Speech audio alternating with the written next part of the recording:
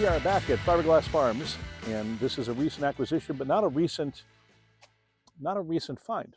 Back about 10 years ago, Paul Anderson contacted me, or I contacted Paul, I can't remember, possibly through Marvin McFalls, who's the president of the Renault Club, which I will call Renault, since I never got the memo. I still call things Renault. These are still Renaults to me. This actually turns out to be really, really interesting post-war race car, something we didn't know. All we had was a scrap of information about someone who owned it in the early 1960s when it was identified as a sports car, but that's not what it was. Consummate historian Joel Driscoll, who has, I think it's called the Joel Driscoll Archives, racing footage from across the country. Joel was kind enough to lend his hand and identified the car, and it was so exciting. 1955, Dale Halliday, who was a well-known builder of, I think, not just sports cars, race cars, built a special for Dr. Paul Winters, and it was called the Halliday Special. Sometimes, I don't think it was called the Winter Special, but Joel has shown time and time again the Halliday Special, the Renault Special, but Dr. Paul Winters had raced Renaults prior to this car, and Dale Halliday had built them. Sadly, neither one of them had families or kids that we could contact, but Joel, through his formidable research skills and newspaperarchives.com, has been tracking down some really interesting pieces. For example, as I recall, the very first race was at Willow Springs in the H-Modified group, and this car took first place, which is really kind of cool because any of you who are Renault enthusiasts, you'll recognize the star pattern. That's from a 4CV wheel in the late 1940s, possibly early 1950s. We need Jonathan Burnett and Marvin to identify the exact year. But 4CVs were kind of an economy car, a tiny little thing. And there's another car that was built on a 4CV chassis. If you turn to your right 90 degrees, turn to your right 90 degrees. And there is actually a shark that I've had for 40 years. 1984, do the math, 94, 04, 40 years ago. I've got pictures of myself saving that car in California, and that has got to be restored sometime soon. That's actually the first one was on a 4CV chassis. That's on a Dauphine chassis, which is a little bit longer. But we have all the original pictures of this car too. You know, we're anything that was hand built at a higher, a very nice design level, a nice build. We're interested in trying to save and tell that story, and we do that on our website, Mike Puma's and mine, Undiscovered Classics, undiscoveredclassics.com, and our YouTube page, and our Facebook page, and our Instagram page. What else do we have? And our TikTok page. Oh, no TikTok, never. No, and our Threads page. Threads, there you go. We have Threads. I'm too old for TikTok. And our web page. Anything else? We have no. I'm not about the car. No, that's all our social media. So we're back here on this car. So what makes it even cooler is this: there were Renaults that were raced, Renaults that were raced by Dr. Paul Winters, built by Dale Halliday, and other people in the late 40s, early 50s in America. But none of them, there were always cars that were converted. A 4CV that was converted. I don't think Dauphines were around until late 50s. And, Volkswagens could be raced too if they were around, or Porsches, beautiful Porsches. But none had been purpose-built. This is a space frame.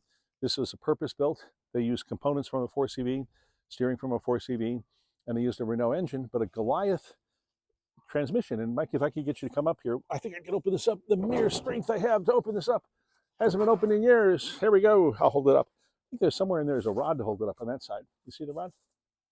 I don't know how high it's going to hold it up. You find it? Okay, cool. Yay, I can rest. So this is a transverse mounted Renault engine, 4CV, according to what Marvin has told me so far. And this isn't a sports car, it's a race car. You can see the mount back here is actually for the tire that it would carry, spare tire during the race.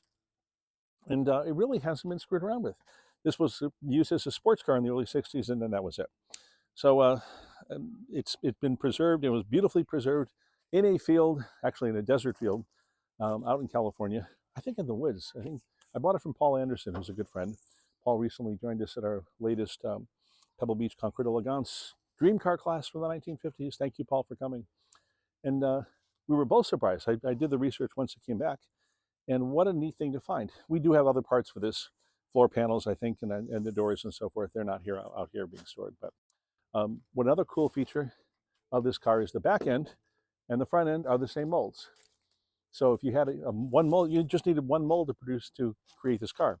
Front end, back end, if you go back there, Mike, and the underneath components also. Now, this isn't the only car built like that. In the 50s, there were other ones. Another, was it a Renault Special or not? It's called Little Stinker. And it was by Vale Wright. It might have been an MG. And then also used the same front end and the back end, but it was based on the Vail-Rite front end, as I recall. So this is the second car like that. And if there were two cars that we know of already for fiberglass specials like that, there probably were more. So interesting that all this stuff is here. Parking brake, the shifter. I think the shifter's on the left-hand side. Yeah, over here. So I'm not used to. I love manual, standard shift, but it'd be kind of interesting trying to do. So we even have the perfect way to transport this car once it's all done. Mike, if you turn 180, keep going back. Yay! All right, good. Maybe we'll get to that car sometime soon. It'd be great to tow this one, the Renault Special, Dale Halliday Special.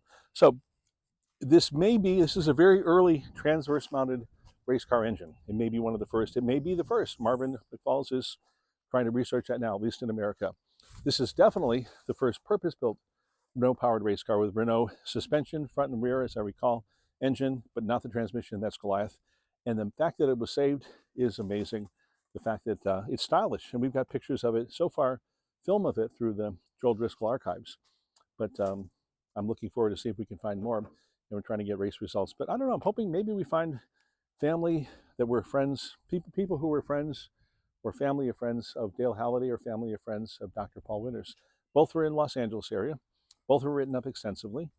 And both are, we don't know where to find those people yet. Perhaps this video will locate them and they'll come running to the farms and we'll find them out here one day. But apart from that, we'll leave Joel Driscoll and his research skills to help us out in every way possible. Now, Joel, we were just at the Amelia Island Conquerors and we're talking about this car with, I think, Todd Daniels and his friend Jean. I think he's like Sherry, only goes by a first name. So, and then out of Joel's mouth, yeah, I just found I found an article, I shared it with you. He may have shared it with me. I have too many cars in research projects. That's why people are here. So he said, yeah, this was, did you see the article? They approved this car by Renault in France, approved it. I said, well, what do you mean? And he sent us the article. Renault of France sent a representative from Europe over to meet with Dale Halliday and Paul Winters to give Dale Halliday authorization to go forward with the Renault-approved race cars that he can build, as well as a recognition of Dr. Paul Winters working with Dale Halliday and racing Renaults to success. And I don't know if you want to call it sanctioned, authorized. They didn't build anything as far as we know for Renault, but Renault was very excited that they were doing such a good job at a high level that they sent a representative over with their blessing to continue going forward with Renault and to recognize them with the trophy and plaque and so forth for the job well done and to continue to encourage that job forward. Where that led, I don't know, but I'll leave it to Joel Driscoll and the copious amount of free time that he does not have to go find additional information, and maybe Mike and I will join him on newspaper archives too and see what else we can find about the car. But another good example of a hand-built car, and this is a fiberglass body, front and rear, aluminum doors, aluminum bottom, and aluminum belly bands. So it's a combination. Some of our cars are steel, some are fiberglass, some are aluminum, and some are combinations. This is a combination.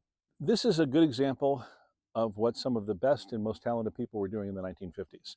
And you can look, if you're part of our group and you join us in appreciating and studying these cars, cars were built at a very high level by Victress and Glasspar and Wildfire. Cars were designed by a lot of the folks from Art Center, but also from designers or people who went on to, a lot of the designers of the cars from the 50s went on to design careers in Detroit later on, because that's where most of the design houses were, or manufacturers. So what the secret of the 1950s is, if you find something that's well built or well designed, it probably was well built and well designed. And they all come with a story. You just have to go and find it. Now, that's the tough part. So oftentimes I'd say I'd rather be lucky than good. But in the 1950s, just by studying the cars and looking at the ways in which they were built and balanced designs and beautiful designs and some crazy designs, not everything is perfect, you come out with some terrific stories, because in the 50s, there really weren't kits. If you wanted a car, you were being encouraged by every magazine in America to design and build your own car. That was a lofty goal, and but they were selling that goal at the time. Maybe like it is for me to be in a marathon, 23 miles. There's no way. By the end of the marathon, I wouldn't be thin, I'd be dead. So no marathon for me, and not building and designing cars for most people in the 50s, but some people did. Dale Halliday was one of them. Dr. Paul Winters made that available. They were a winning combination, and many of the cars here were done by the people who went on for design careers or successful careers in business. They were very competent people. The cars that were kit cars in the 60s and all made it much easier for people. There wasn't anything easy to build in the 50s. So anything you find in the 50s has a story. It's your job and our job to go and find that story and bring that story back to life for the Americana that it is. Hey guys, Mike and Undiscovered Classics here. Hope you guys are enjoying the video that's queuing up. Just wanted to take a minute and say thanks for subscribing and following the channel. It really means a lot when you guys comment and share our videos. And to that end, a lot of the analytics we're seeing on the back end here in the YouTube Creator Studio is that we've got a lot of people watching videos, but not necessarily a lot subscribing. So I know it's annoying and everybody asks for it, but if you get the chance, subscribe to the channel, like, maybe even share the video, and love to interact with you in the comments. So appreciate it and enjoy.